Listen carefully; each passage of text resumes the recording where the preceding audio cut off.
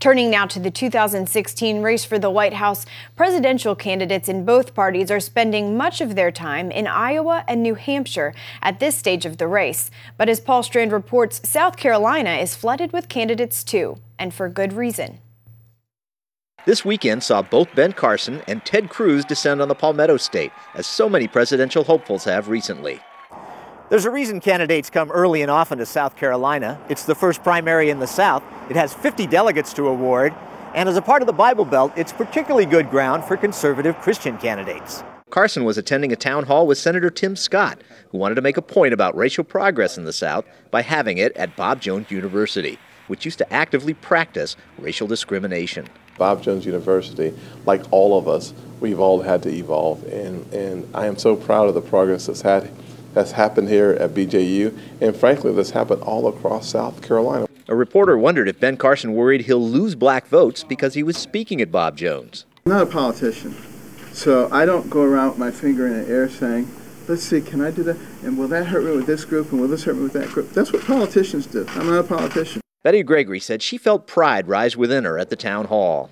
There was Dr. Carson, who came from the hood, and there he is running for the President of the United States. Next day at Bob Jones, the topic was religious liberty, as Senator Ted Cruz led and others rallied against religious persecution.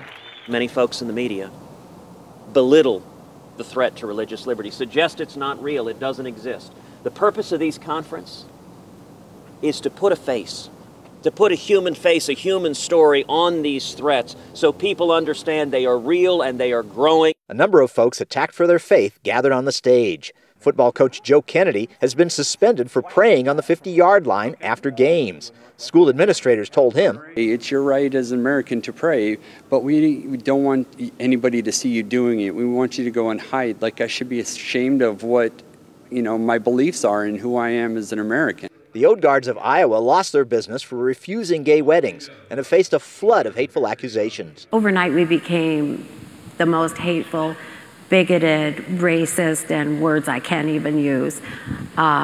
It was devastating, and it was hard to live through.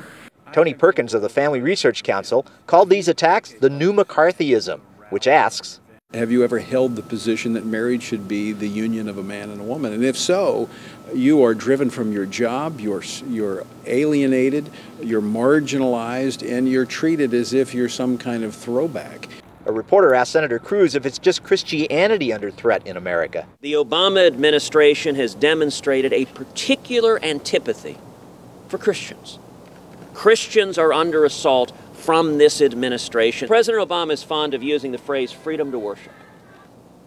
That, by the way, is not what the First Amendment says. What he means by that when President Obama says freedom to worship is that you can go between 11 a.m. and 12 on Sunday in your church service and say whatever you want, but at 12:01 when you walk out those doors, you have no right to live according to your faith. Being right here in the middle of the Bible Belt, South Carolinians are as worried as any other Americans about the threats to religious liberty these days, which was a good reason to have a rally on that very subject right here in the Palmetto State.